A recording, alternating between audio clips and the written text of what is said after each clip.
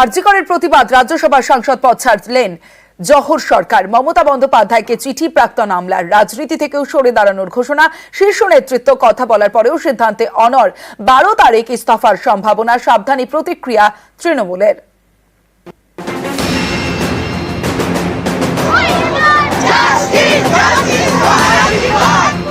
আরজি করেন মহিলা চিকিৎসকের খুন, ধর্ষণ এ নিয়ে তোলপাড়।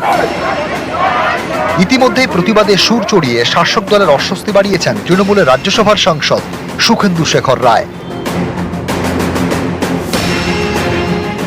এবার প্রথম শাসক দলের কোন সাংসদ আরজি করের প্রতিবাদে ইস্তফা দেওয়ার সিদ্ধান্ত নিলেন।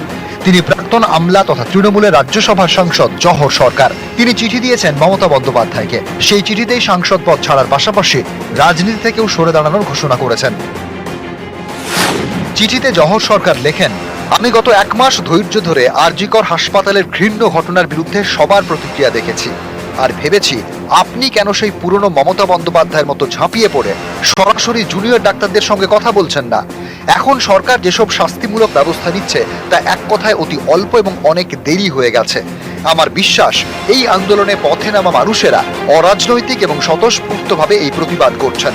অতএব রাজনৈতিক তকমা লাগিয়ে এই আন্দোলনকে প্রতিরোধ করা সমীচীন হবে না। প্রসার ভারতীর প্রাক্তন সিইও জহর সরকার 2021 সালে বিধানসভায় জেতার পর জহর সরকারকে রাজ্যসভায় পাঠায় তৃণমূল। কিন্তু গত 3 বছরে একাধিকবার দলের সঙ্গে তার মতবিরোধ প্রকাশ্যে এসেছে।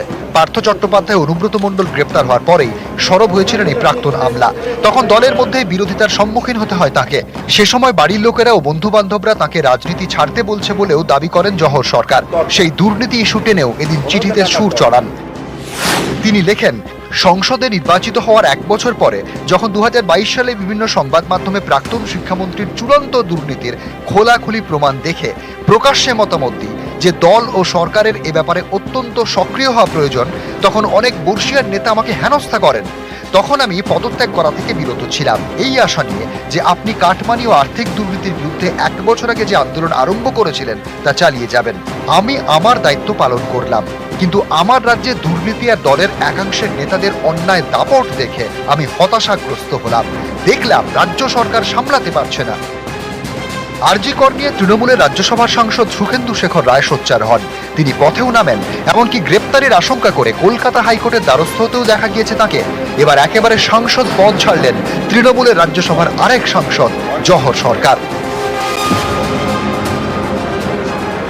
জহর সরকার যদি কোনো সিদ্ধান্ত নেন সেটা তার একদম ব্যক্তিগত সিদ্ধান্ত, সমালোচনা করছি না। তার কিছু কিছু বক্তব্যের সঙ্গে, তার কিছু পর্যবেক্ষণের সঙ্গে আমি বা আমার মতো অনেক সৈনিকও সহমত। দলের মধ্যে থেকে আমরা চাই দল এ বিষয়ে এমন কোন ইতিবাচক ভিজিবল পজিটিভ স্টেপ নিক যাতে সাধারণ মানুষের কিছু প্রশ্ন, কিছু বিরক্তি, কিছু ইস্যু ভিত্তিক ক্ষোভ আছে সেগুলোকে প্রশমন করা যায়। জহর সরকারের যে উদ্যোগ, সেই উদ্যোগ যেন তৃণমূল দলের আরো যারা জনপ্রতিনিধি আছে তারা অনুসরণ করে। জহর সরকার অনেক বড় আমলা ছিল, সারা দেশের খবর যার কাছে থাকে, বাংলার খবর তার কাছে অনেক বেশি থাকার কথা ছিল। আজ তার বিবেকের দংশন হচ্ছে নিশ্চয়ই, তাই ভালো লাগছে। কিন্তু এখন আর অরণ্য রোদন করে কি হবে? অতীতেও জহর সরকার পদত্যাগ করেছিলেন, আবার চোখের জল মুছে তিনি রাজ্যসভায় ফিরে গিয়েছেন। যদি বিবেকের দংশনে কিংবা অন্তরাত্মার আহ্বানে তিনি এই ঘটনা প্রবাহে, এই দ্রোহকালে পদত্যাগ করে থাকেন, তাহলে পশ্চিমবঙ্গের মানুষ তাকে অভিনন্দন জানান। নিউজ 18 বাংলা।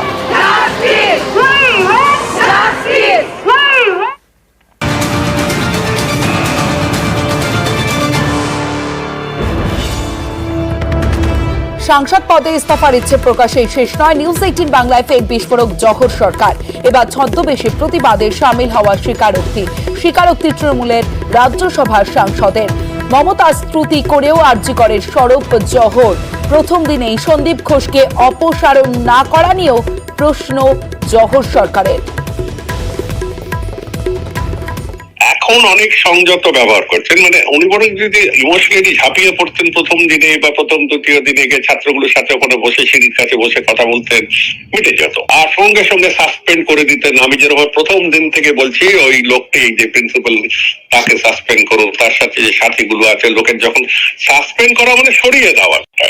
এইটার জন্য আমি মেনলি লিখলাম যে দেখুন, আপনাদের কিন্তু জিনিসটাকে সম্পূর্ণভাবে রাজনৈতিক ভাবলে, দ্বন্দ্ব হিসেবে ভাবলে এটা বোধহয় একটা সংকীর্ণ দৃষ্টি হবে। 1 মাস হতে চলেছে, কলকাতা শহর একদম স্তব্ধ হয়ে গেছে। আশেপাশে সব জায়গায় প্রতিদিন শুধু প্রতিবাদ আর প্রতিবাদ আর প্রতিবাদ। আমি 1 মাস ধরে দেখছি মাঝে সাঝে ছদ্মবেশে এতে গেছেও, প্রতিবাদে গেছেও, অভয়কে মানে উদাহরণ হিসেবে ব্যবহার করে একটা সিস্টেমের বিরুদ্ধে একটা ক্ষোভ। আর এই রাগটি পুরোপুরি রাজনৈতিক নয়, খালি সামাজিক প্রতিবাদে দাঁড়িয়ে গেছে। আমি খালি বলে যাচ্ছি, আমি নীতি আমারও রেখে যাব, কিন্তু আমি রাজনীতি করতে চাই না, ভালো লাগছে না। অনেক চিন্তা করে বলেছে 1 মাস ধরে, আর না কেউ কখনো পলিটিক্যাল সুইসাইড করে।